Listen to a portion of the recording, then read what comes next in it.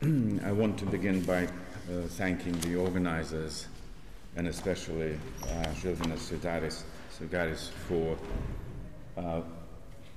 coming up with the idea and organizing this conference. I have been doing philosophy of myth, for longer than I want to confess. And this is the first conference in my life on the philosophy of myth that I attend. Certainly says something about the wisdom of the organizers, and I want to thank the organizers also for the extraordinary hospitality that they've shown us, those of us who come to Vilnius from other places. And the third thing I wanted to say before I begin is that my presentation today is in the nature of notes rather than closely followed philosophical argument, and you can blame Alfonso Lingis for it, because when I wrote his prose, it inspired me to think about my own writing in a different manner than the usual philosophy paper would go.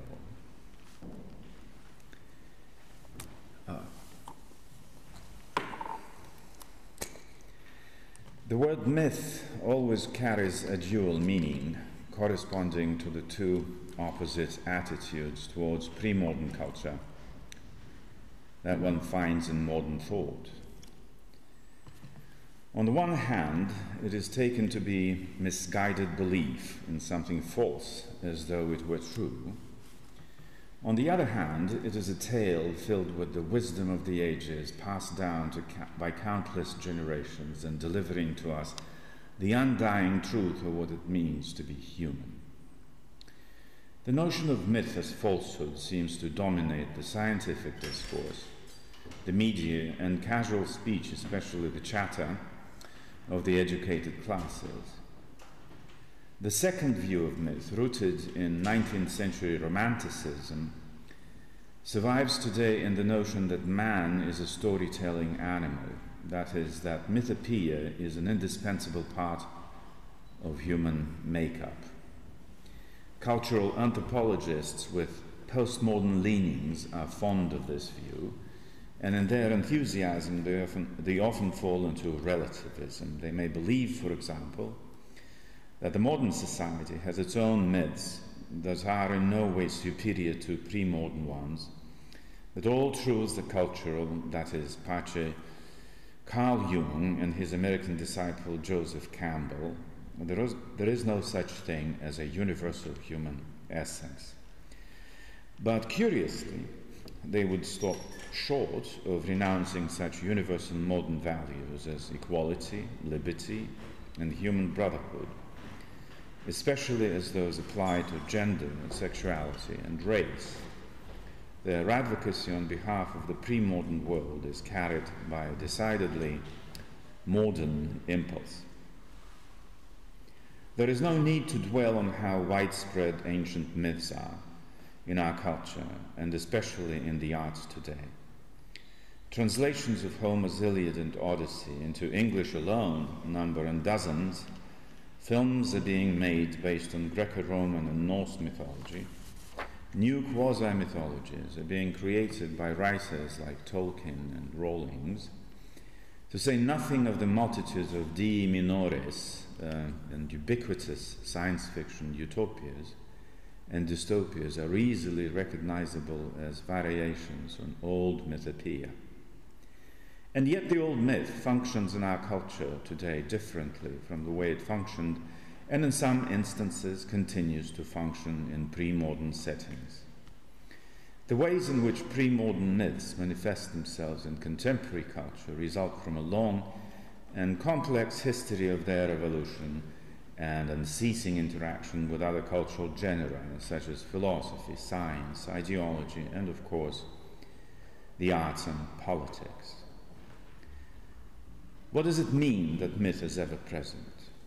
That it survives from epoch to epoch, that it permeates the present just as it permeated the time of Achilles and Arjuna, or the time of Brahma and Ahura Mazda, or the time of the Christ and Quetzalcoatl. Surely it cannot mean that these myths continue as mere commodities in the circulation of the culture industry, or even as neatly displayed items in the sterile places of our art museums. We are perhaps closer to the answer when we think of myths' longevity in terms of archetypes buried deeply in the human psyche, giving shape to the experience of navigating our worlds and thus making us human. But the psychic archetype approach to myth eventually, as we think it through, becomes the victim of its own virtue. It does make myth the most intimate possession of the human subject, but then that is all that remains of myth when a Jungian is done with it.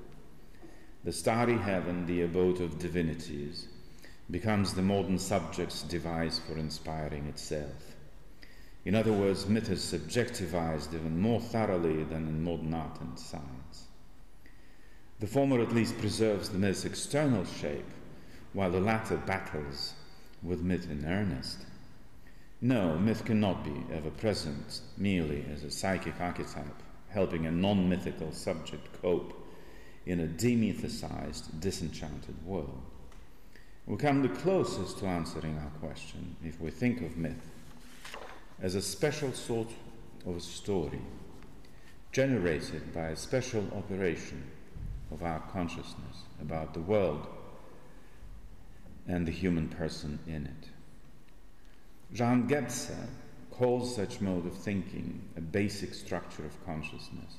Ernst Cassirer and Alexei Lossev speak of mythical consciousness as well. This is important. Myth is not a collection of stories. It is not a set of images embedded in our cultural memory. It is, rather, a mode of encountering reality that is distinct from and irreducible to any other. Myth is a substance that resists dissolution in the acidic medium of science, nor can it be entirely concealed under the sugar-coating of art.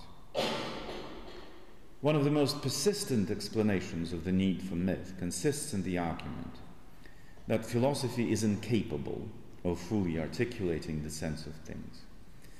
That after the philosophical analyses and syntheses have run their course, there is still a remainder that is inaccessible to philosophy's presumptuous reach.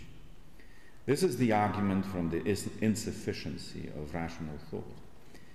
It goes back at least to Socrates and Plato, who believed that philosophical accounts required another tale, of which Professor Kardelis spoke today, in order to be complete. I call these tales in Plato mythosophy, a seamless blending of philosophical and mythical speech in which both of them transmute each other. It was natural that this manner of thinking should have been adopted by Christian Neoplatonists and even their Renaissance heirs. Myth was, after all, a completely legitimate element and in fact the quintessence of the medieval outlook. Even René Descartes felt he could appeal to it when all his philosophical ammunition was spent. Romantic thought replaced myth with poetry. Its arch-rival, positivism, appealed instead to the scientific, technological ritual, which it called the experiment. But both shared the old mistrust of reason, which by that time had been reduced to the instrumental intellect. This intellect is the product of an operation whereby, in Gebse's pithy phrase, quote, wisdom is reduced from a quality of being to a quantity of possession, end quote. But Gebse's own proposal ultimately follows the same logic. Rational thought for him is an endless cycle of rationalistic construction, quote unquote, that has, quote, an essentially abstract nature, end quote. And like many before him, he crowns his account with metaphorical language. Quote, our concern is with a new reality, a reality functioning and effectual integrally, in which intensity and action, the effective and the effect, coexist, one where origin, by virtue of presentation, blossoms forth anew, and one in which the present is all-encompassing and entire. Integral reality is the world's transparency, a perceiving of the world as truth, a mutual perceiving and imparting of truth of the world and of man, and of all that transluces both." End quote. The problem of the existence of myth as a cultural form is the chief problem of modernity, and it gathers in itself several vital themes of the modern era's cultural history. There are many reasons to regard myth as a central conundrum for modern consciousness, and this is due to the peculiar features of myth as a cultural form. The first such feature is myth's realism. Professor Kardelis addressed that. That is the fact that myth articulates a reality rather than a fantasy or even a hypothesis. Second, the immediacy and the spontaneity of this realism is another such feature. Further, no matter how complex and ramified, the world that is projected by myth is whole. Again, I refer to Professor Kardelis' presentation. And this integrity is present in a spontaneous, immediate manner. And finally, as Alexei Losov argued, personalistic character is the crowning feature of the type of story we call myth. The continued relevance of myth has much to do with the fact that it provides the two things that today's culture lacks the most: the sense of reality and the sense of wonder. The loss of wonder in the modern perception of the world, human society, and the human individual has been encapsulated in Max Weber's coinage, the disenchantment of the world. In what follows, I shall try to explain what that loss signifies and how it actually implies also the loss of the real.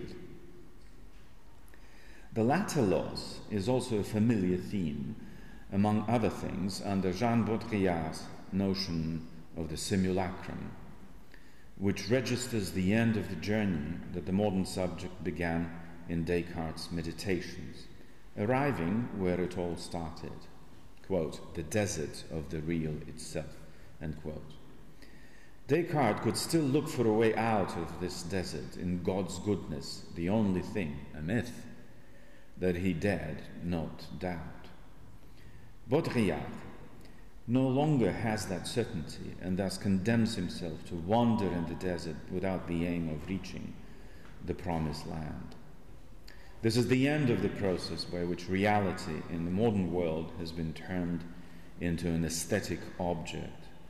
What happens as a result is in fact anesthesia, loss of adequate response to human pain and suffering, but simultaneously the loss of aesthetic sensibility, because it is stretched too thin, as it were, to cover the entire range of our experience, which includes many things that are not aesthetic.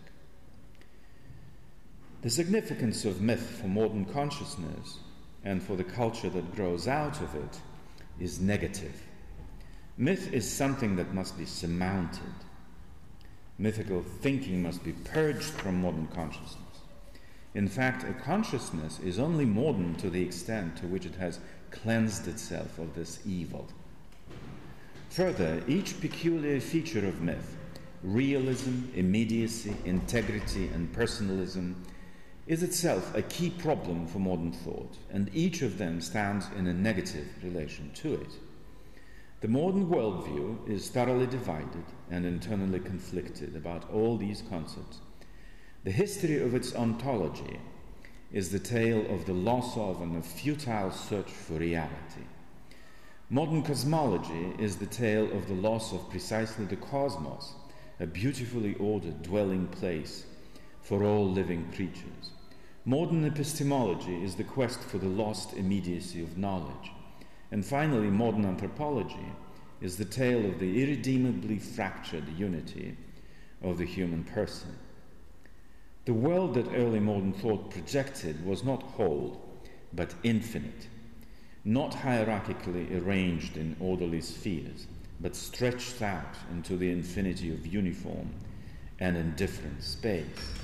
Not Plato's great animal, but a ticking mechanism set up by an abstract, impersonal creator and left to run its own course. No matter what transformations it went through, later modern thought never departed from this basic picture, an infinite inanimate world commanded by the only living agent in it, the conquering human subject who always went where no man has gone before, whose cause, in other words, was his own infinite expansion in space and time. For centuries, modern thought claimed that this was a truer vision of reality than those of the superstitious Dark Ages or of the ignorant savages and primitive cultures. But despite its incessant promises to do away with religion, myth, and faith in miracles, it never succeeded, and at the end of its own evolution in post-structuralism, came to the conclusion that reality itself, including the reality of a unified human subject, is a product of a delusion and a superstition.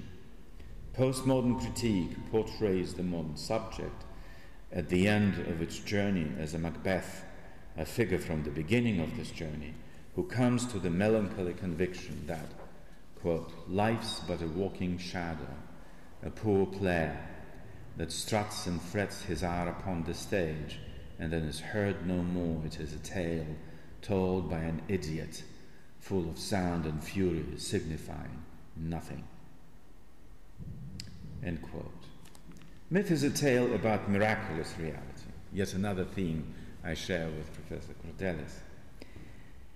Unlike a poem, myth projects a real world, an objectively existing phenomenon.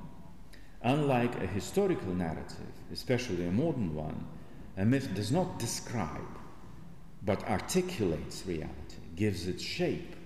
Its object does not exist for consciousness before myth spells it out. But myths do not spell out ordinary objects and phenomena.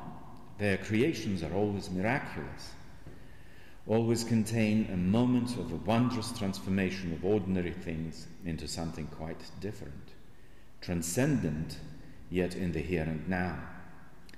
Modern thought dismisses myth as either illusion or delusion, either a trick played by cunning priests on the ignorant and superstitious masses, or primitive, misguided beliefs stubbornly held by these masses against common sense and rational evidence. But modern thinking itself has a certain agenda behind it, and this agenda is incompatible with the existence of myth and miracle in their classic forms, be they Greco-Roman, medieval European, Hindu, Aztec, or Iroquois. It is inaccurate to describe the difference between the archaic and the modern world, as Mircea Eliade does, in terms of the contrast between the sacred and the profane. The modern world has its own sacred values, although in worshipping them, the modern subject has shown no less hypocrisy, inconsistency, and prejudice than any of its pre-modern counterparts. One of such values is earthly human life, understood in a purely biological sense, the subject of Giorgio Agamben's ruminations in Homo Sacer. Should we be surprised then by the fact that it was modernity which became the time of unprecedented mass annihilation of human beings?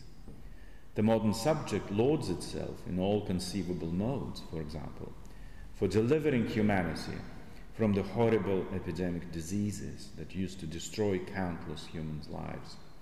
In fact, however, it performed this heroic feat not out of love of humanity, but for the sake of its own power over it. The modern subject took away from nature, which he pronounced dead and soulless, the right to dispose of millions and even billions human lives, in the final analysis, the life of the entire human race.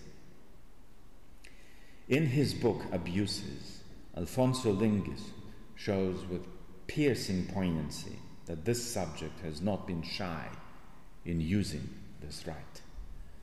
Here we approach the essence of the matter, for power over its object constitutes the highest and the most sacred value for the modern subject. Gebse quotes Erwin Panofsky, who saw in the history of the single-point linear perspective in Western painting, quote, a triumph of the sense of reality, with its detachment and objectivation, a triumph of human striving for power, with its negation of distances, a process of establishing and systematization of the external world and an expansion of the ego sphere. End quote. Gebse himself remarks that power expansion is, quote, an essential aspect of perspectival, what I call modern man, end quote. And thus the essential feature of the modern mind is the desire to suppress, expel, and deny the right of existence to all things that fall outside the reach of the subject's power. The root of modern immanentism, that is, the reduction of all being to a purely immanent realm, lies in the modern subject's obsession with its own omnipotence. And this means, first and foremost, the expulsion, suppression, and denial of the right to exist to all things transcendent. To return to the miracle, it is the moment when the world, or at least a small portion of it, attains its highest perfection. In the Dialectics of Myth, Losif writes, quote, "It is clear that in the case of miracle, we are dealing, in the first place, with a coincidence, or at least with the interrelation and collision of two planes, different planes of being, the external historical plane and the plane of internal design, that is, of teleology, premeditation, and purpose," end quote. A miracle consists, in fact, in the total identity of these two planes. Quote, "The primary dialectic of the one and the other is played out," continues Losif, "is played out here, and without a clear understanding of it, one cannot understand the dialectic of miracle either." End quote. The picture of the world divided into allogical, corporeal flux on the one side and disembodied thought on the other is replaced by a moment of complete identity of these two domains. The result is, quote, "the expressed idea or significance that takes shape of the real and material, takes the shape of the real and material image," end quote. Such is the dialectic, Losif sums up, of the two main personal planes that enter into a synthetic mutual communication in a miracle, end quote. If you believe, for example, that the cosmos is suffused throughout with musical harmony, that this harmony constitutes the hidden perfection of things, and here I'm speaking the language of our presenter yesterday, and finally, there is a human musician possessing the divine gift of invoking this harmony. If only for a moment, in this imperfect world, riven by contradictions, if you believe all these things, then Orpheus, who reconciles the lion and the lamb, snake and bird, and commands trees and stones with his song, is a magical musician creating a miracle. A miracle is then simply the making visible and present of the ultimate goal of all things, manifesting their highest perfection. The key, though, for miracle is that it is brought about by inexplicable means.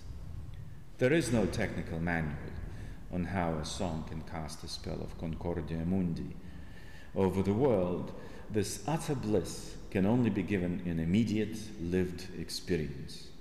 We see that the notion of unity is at the heart of such an experience, the unity of man and nature, music and the cosmos, and all opposites of which the ordinary world, still mired in imperfection, is woven. By presenting such moments, myth articulates a world in which all things are related to one another, a world that is a whole, an integral picture of all existence. Now I further argue that it is precisely this integrity of the human experience that is at the heart of our sense of reality.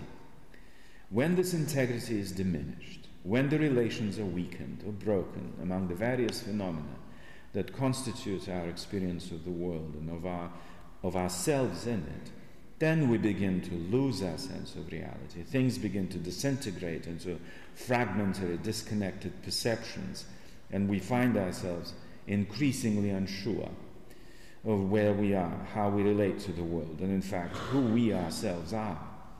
This disorientation permeates our culture today. We live at a time of dissolving reality. The dissolution of reality is further the inevitable outcome of the modern attitude towards the world and above all towards the human person.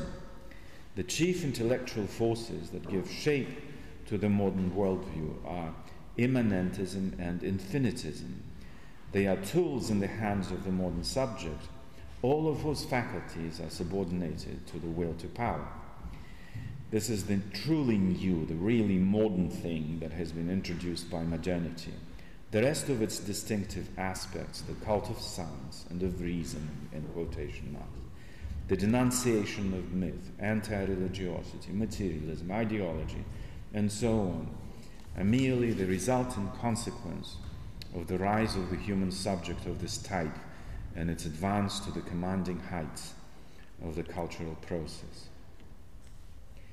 The internal hierarchy of the modern subject is irrational, despite the vociferous assurances resounding for the past 4 centuries that it brings the light of reason to the world.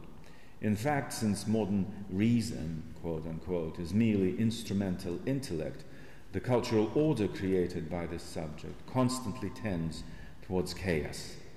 And the only thing that keeps it from collapsing altogether is the fact that it must share the stage of history with other types of human subjects.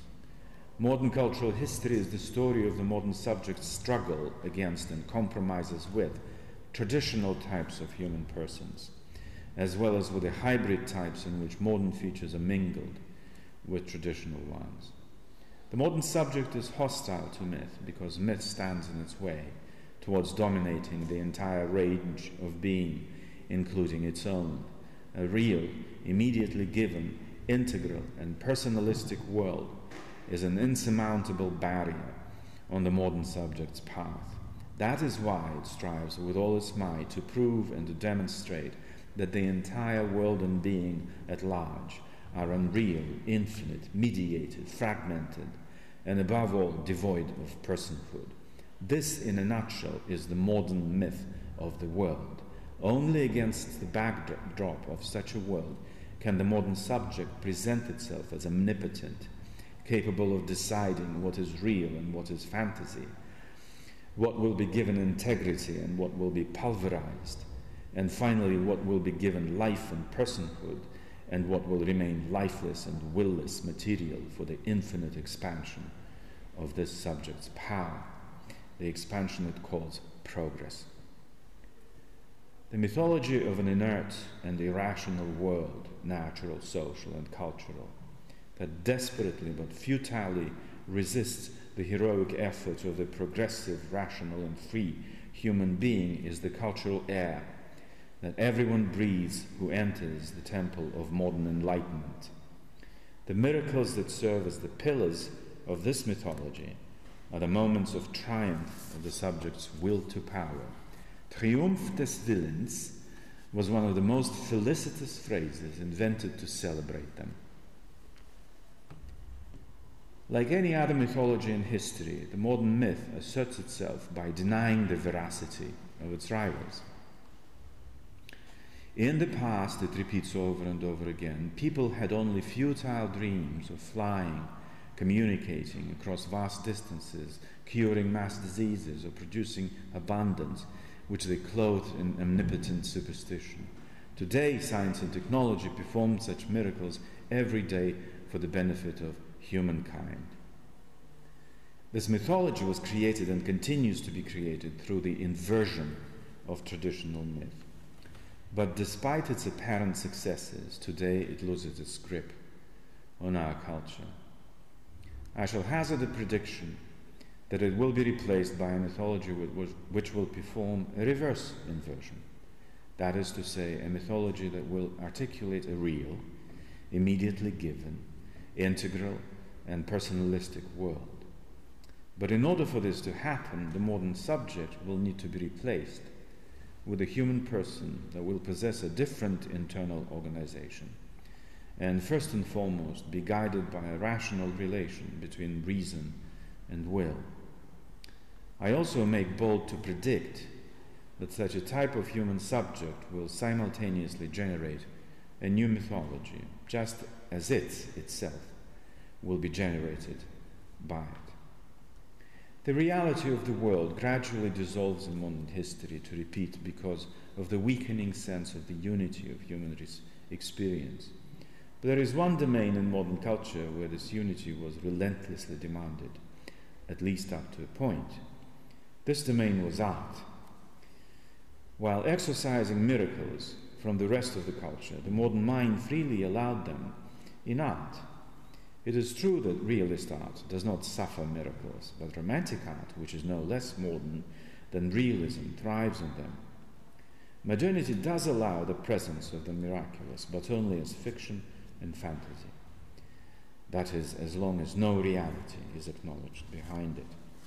However, as I have already noted, in a parallel process, reality is itself aestheticized in the modern world. The objective world is turned into a mere plaything in the hands of man the technologist, busy with his loudly touted conquest of nature. The mineral and plant kingdoms become pliable plastic material in the hands of this man. But then so does society, which is engineered in a variety of ways. And finally, the human nature too is remastered by technology. As a result, all these things lose their intrinsic value, reality and unity, and become materials for modern man's willful constructions. The whole infinite universe turns into an artwork, or at least into a technological artifact. When art, which is understood as a formal aesthetic exercise, and objective existence, which seems to be totally overpowered by human techne, come together, the result is the notorious postmodern turn. Art becomes all things, and all things become art. In this turn, both things that make myth possible, the reality and unity of human experience, are equally denied. Art is no longer called upon to present visions of marvelous unity of form, but at the same time, there is no unified objective world providing a contrast to art's fictions. When artists refuse to follow the postmodern lead and do turn to myth, they are implicitly rebelling against this outcome of the modern evolution of art. Contemporary art that seeks to draw from the well of world mythology, by the very act of representing myth, re-invoking its powers, speaks against the dissolution of reality into swarms of simulacra, as well as against the most basic modern intuition, the infinitist vision of the world society and the human person. Such art highlights what was the basic error in modern thought. But more than this, it does so by presenting an alternative vision of things. When myth is called into presence again, we experience our existence as something integral, being capable of a perfection that has escaped us so far, but is nonetheless quite real, and therefore worth pursuing. There are few statements on behalf of art as the ultimate horizon of human wisdom that match the power and eloquence of what Friedrich von Schelling wrote on this subject. Quote, "What we speak of as nature is a poem lying pent in a mysterious and wonderful script. Nature to the artist is nothing more than it is to the philosopher, being simply the ideal world appearing under permanent restrictions, or merely the imperfect reflection of a world existing not outside him, but within. The ultimate ground of all harmony between subjective and objective would be exhibited in its original identity only through intellectual intuition, and it is precisely this ground which, by means of the world of art, has been brought forth entirely from the subjective and rendered wholly objective in such wise that we have gradually led our object, the self itself, up to the very point where we ourselves were standing when we began to philosophize. Philosophy was born and nourished by poetry in the infancy of knowledge, and with it all those sciences it has guided toward perfection. We may thus expect them on completion to flow back like so many individual streams into the universal ocean of poetry from which they took their source. Nor is it in general difficult to say what the medium for this return of science to poetry will be, for in mythology such a medium existed before the occurrence of a breach now seemingly beyond repair." End quote. And yet, when the young Schelling proposed that romantic poetry was called upon to create a new myth, he neglected one critical circumstance. Traditional mythology, in whose demise Romanticism correctly perceived the deepest cause of the crisis of the Enlightenment, did indeed construct its world in a manner similar to the creation of works of art. The Hindu god Vishnu danced the universe into existence. Plato's demiurge in the Timaeus acted like an Athenian architect, sculptor, and potter. The Olympian gods amused themselves like puppet masters by deciding the courses of destiny with humankind as their plaything.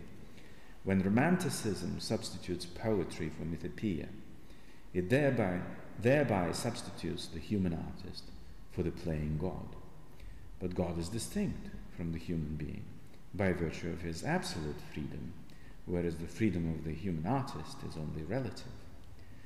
The notion of play expresses precisely the contingent nature of this freedom. The human artist possesses absolute freedom only within a strictly bounded ludic chronotope. If these boundaries are erased and eroded, so are the contours of the notion of play. The same thing happens to them as to the aesthetic attitude. Panludism is the collapse of the concept of play, just as panestheticism is the collapse of the concept of the aesthetic. In fact, this is a tautology, for as Kant correctly argued, the concept of play is an indispensable element in the aesthetic mode of thinking. The substitution of the immanent human subject for the transcendent divine creator is the founding gesture of the entire modern culture. Thus, if we follow Schelling, Heidegger, Gadamer, or Agamben, we do not leave behind the modern paradigm, we merely reaffirm it. As far as myth is concerned, it is not restored to life in our culture by following this path, but, on the contrary, its exile is prolonged by enthroning art in its place once again. The necessity of myth in culture, even in one where the genuine form of reason has prevailed as opposed to the instrumental intellect, rests on the fact that the concept by its own design cannot remain in a purely intelligible realm and demands self-realization and embodiment in external being. And when it embodies itself, it fully unfolds its external being, that is to say, both in its earnest and its ludic phases, both in myth and in art, for neither the one nor the other can take shape by itself, just as philosophical thought cannot do without them. The specific concrete meaning of miracles may change, as it has changed continually in history, but the traditional function of this indispensable element of myth will no doubt remain. Apart from other things, this function includes that moment of a split and a stop, quote unquote, which Agamben describes in his Man Without Content as the punctuation in the unstoppable flow of external time, a punctuation that interrupts the spurious infinity of this flow and turns it into an internalized, humanized time. From an infinite, indifferent chronotope, it creates what Agamben calls a dwelling place for the human person, an ekos. Thank you.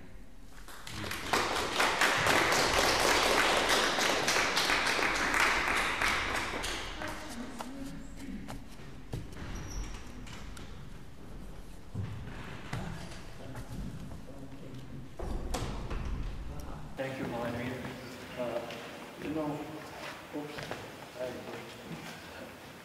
The question, there are two things, a number of things.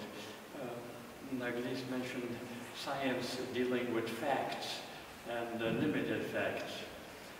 I suspect what you talked about our modern world as well indicates that science does not deal with facts.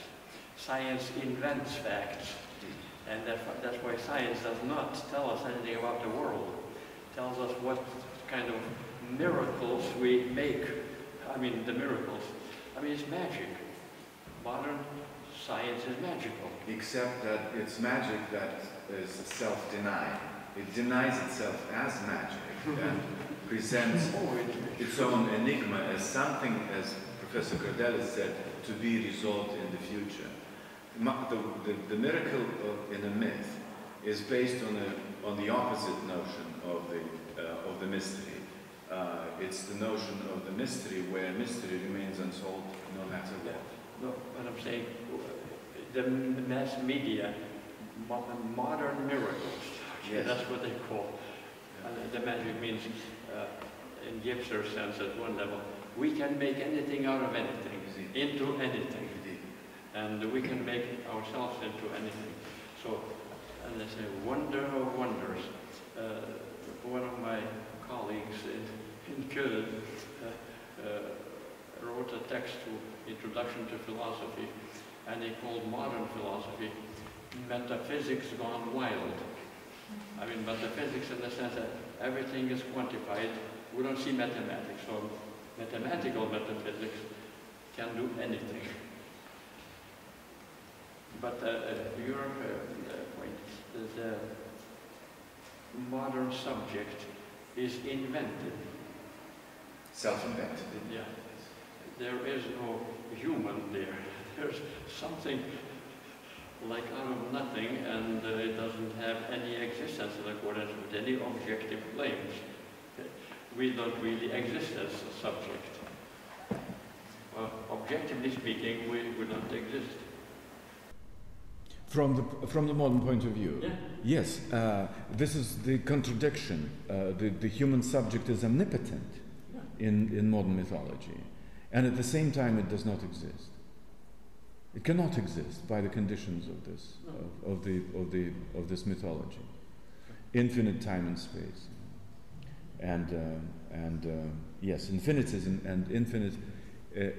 But this is a completely different sense of the infinite that for instance Nicholas of Cusa proposed,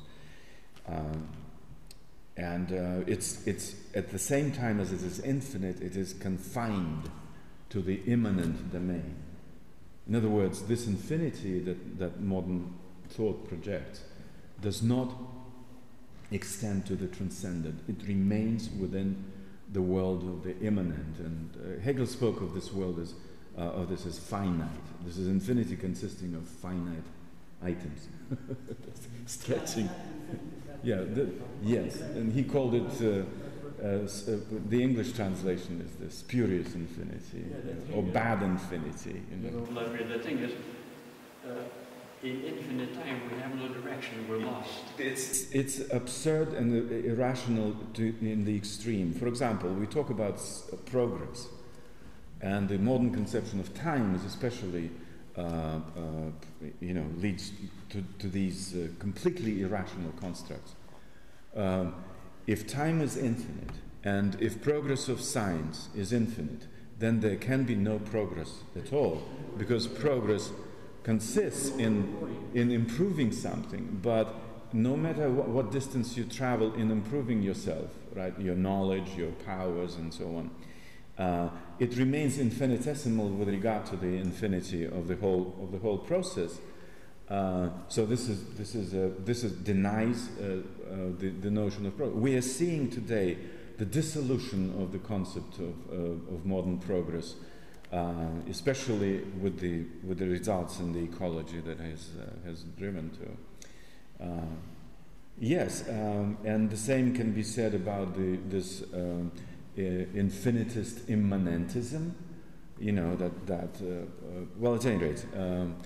I have been trying to understand the structure of the modern subject and how it is unique vis-a-vis other subjects in history and culture that may have existed in the pre-modern world. Some of them exist today, and we see these interactions occurring all the time.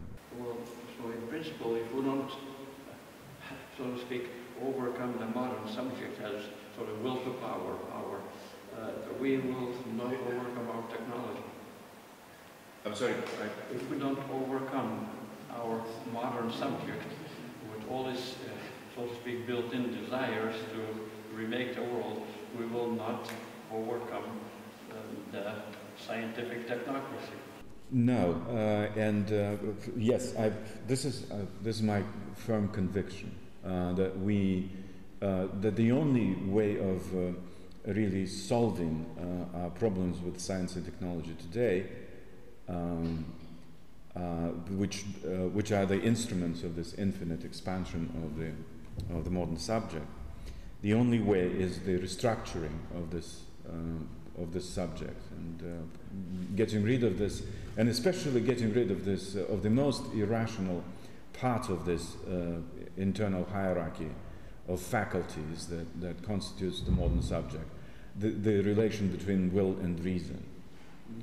This will to power is the when it is on hierarchically on top of reason, then reason becomes irrational. It becomes the instrumental intellect, and the will itself, out of a legitimate part of our makeup, becomes something run amok.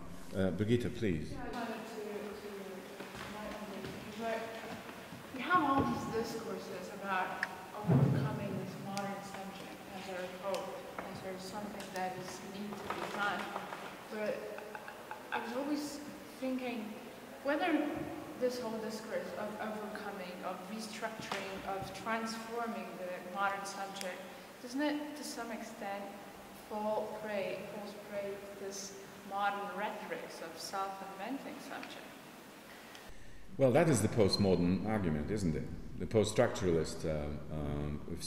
But the problem with this argument, Brigitte, is that it is made from the modern position. From the position of the modern subject. No, your argument about this futility of remaking the modern subject comes from the position of the modern subject itself. And basically, post-structuralism did this. It simply laid bare the irrationalities of the modern subject and embraced them. Without using the logic of this argument that it's futile to try to do anything about it, because any effort to change the modern subject would be modern itself, will be the repetition of the gesticulation of the modern subject. Huh? You don't agree with that? Well, this is I'm critiquing the modern subject. I cannot accept arguments that emanate from it. And the basic error of this argument is that all subjectivity is reducible to modern subjectivity. That's it. The post-structuralist anthropology does not recognize any other possibility than the modern subjectivity. It reduces all human subjectivity to modern subjectivity and its own attempts to formulate post-structuralist, postmodern subjectivity falls into this category as well. So is it possible to avoid that? Yes, of course, yes. You need to understand then the limitations of the postmodern or post-structuralist approach itself, which is that it relies exactly on the same structure of the modern subject as... My question is whether our own critiques of the postmodern are... My critique is not modern. My critique is not modern. We're still talking about this restructuring, overcoming. We use these words. Just vocabulary. It's innocent. It's just the words. Okay. Just the words. No, they're not words. No, it's not about the words restructuring. It is about the purpose of restructuring. And post-structuralist thought has worked strenuously to exclude any teleology. So when you give up teleology, it does become about just a repetition of restructuring and rethinking and redoing. All this starts looking cyclical. And that's the effect of adopting the modern subject position and failing to transcend it. And I'm trying to lay out what in the structure of modern subjectivity is responsible for this circularity in it. And by extension, it also applies to post-structuralist thought and its arguments. So it's not, these are not innocent words, but the whole point of it is that restructuring for the sake of what? Towards what goal? What is the telos of restructuring? It's not about the notion of restructuring itself. Or for example, overcoming technology. What does it mean? It means that technology is conceived in the modern world as a means that has no end whatsoever. And it becomes... yes? Means to create more means. Exactly. So it just replicates itself. Again, this... and the only purpose for it is to expand infinitely. That's it. And so when you say that, we will be restructuring again, we will be remaking again, haven't we done this already many, many times over? What is there to say, to tell us that there will be a different result? Let's invent the result. A different result, a telos. But it's still using modern means. No, of course not. Okay. Of course not. Teleology is not modern. Huh? Teleology is not modern. It's not modern, I agree, but especially when you think of especially when you think of this infinitism, immanent infinitism of the modern outlook, teleology becomes completely impossible in it. It's ruled out as a cause. Yes, it's the efficient cause becomes the only cause. Exactly. Technology is the efficient cause, and it takes the place of the final cause. So, if you subscribe to the modern doctrine that all thinking is about power, all right, then of course you become you are just all you do is just repeat the iterations of the efficient cause. Yeah. That was really brilliant, especially as an image, and I use this in not a pejorative sense, of a diagnostic image of modernity. That there is one gesture in modernity, though, the notion of critique and transcendental critique, and I'm wondering where that would fit in, because it seems to lay out such a diagnostic image of modernity points to a mode of awareness that isn't limited to modernity. Yes. And that is drawing on resources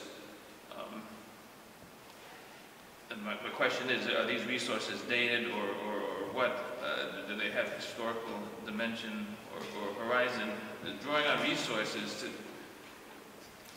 to paint this picture, as it were, to do this diagnosis. Yeah. And what struck me too, that there wasn't a mood, there wasn't a nostalgia, there wasn't a Heideggerian or something where we need to go back to something. So my proposal, and this is my answer also to Brigitte, is the resource is reason. But reason cannot be conceived, of course, in this sense, as the modern instrumental intellect. Qualitative reason, not quantitative. Qualitative, of course. Well, quantitative thinking is part of rational thought and shouldn't be otherwise, I don't think. I'm sorry? Am I running over time or? I just one short question. I'm very good to be here with you all. I come from musical part, so can you imagine a new myth what we have Johann Sebastian Bach? Believe me, each of professors talk a different myth about you. Mm-hmm. You have so many editions, what they done completely on verse from each other. When you look in the score by him was made by facsimile, it's no dynamics, sometimes just very forte and very piano, like in contrast, so nothing. Yeah. So you have like huge blocks of music. He taught nothing. Mm-hmm. And many professors are talking how to do it, how to manage. So many instrument makers try to change this, the musical instrument themselves. Somebody tells that you should play with a lot of emotions. The others tells, oh no, nothing, just let it flow down. So believe me, each time when I go on the stage and I have to play Bach, I don't know what it will be. I just think one very simple stuff. I have somehow to prove what you wrote. Me, today. Not knowing nothing. So it is maybe also the daily present myth. With knowing nothing, doing something. All right. Martinus, may I use your question as an example in my papers in the future of artistic creativity and how it works, how the human being works in the arts. It's truly it would lead us too far afield if I start talking about my philosophy of art. But thank you so much for this. Reason is my proposal. Reason conceived something along Hegelian lines. I make no secret of being Hegelian. But of course, the way Hegel articulated his conception of rational thought was an articulation made almost 2 centuries ago. He wrote his Logic in 200 years exactly ago, 200 years and 1 year ago. I mean, of course, we need to, and that was his best book by far, his Science of Logic. Of course, we need, we should expect this articulation, this conception of reason to evolve, and we should expect to have our own. But in my opinion, building on that conception gives us very valuable resources Very, very valuable resources. And when you conceive of reason along roughly those lines, as Hegel conceived of them, it becomes very clear that the post-Hegelian period was a time when philosophy and generally culture followed anything but a Hegelian ideal. No absolute spirit, but something completely different and, in fact, aggressively opposed to it. So I belong to those who believe that the post-Hegelian period was a period of radical departure from Hegel, as Marx put it, setting Hegel on his head, in order to pursue its own projects. And these projects have nothing to do with establishing the kingdom of absolute spirit. Absolute spirit in Hegel is a very simple thing. It's art, religion, philosophy, what we call culture today. And he himself called it culture frequently in his writings. So that's this is the resource I propose. And I believe that, for example, among other things, and this is the last thing I'll say, we can move on to the next presentation. Among those things that make up this resource is the notion of the relation between will and reason that goes back to Aristotle. And in Aristotle, I think it is De Anima when he writes about this.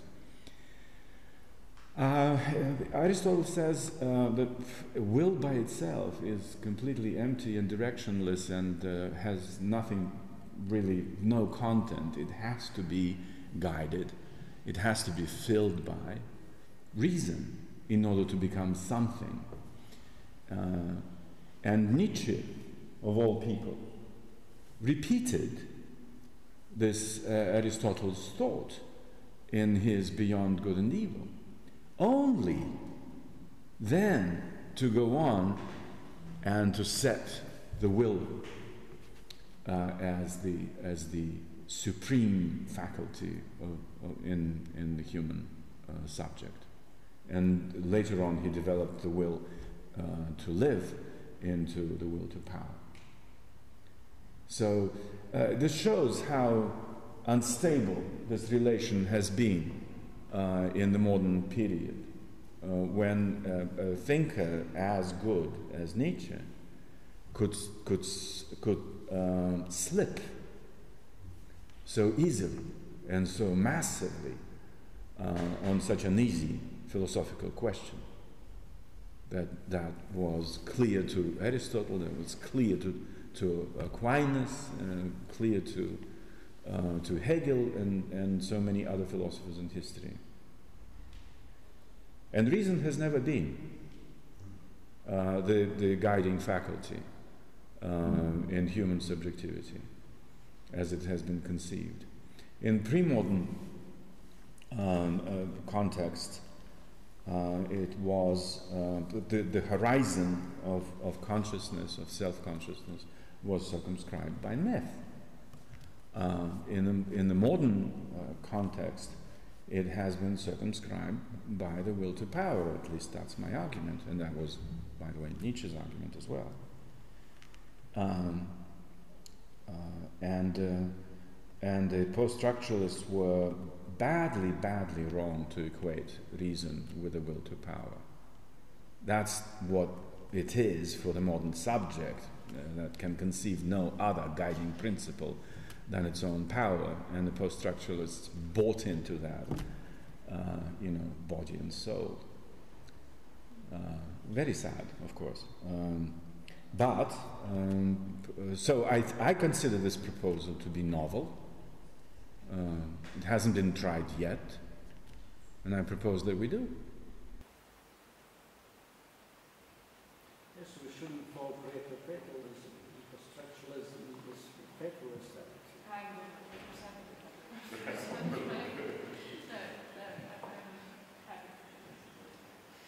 Thank you very much. Thank you.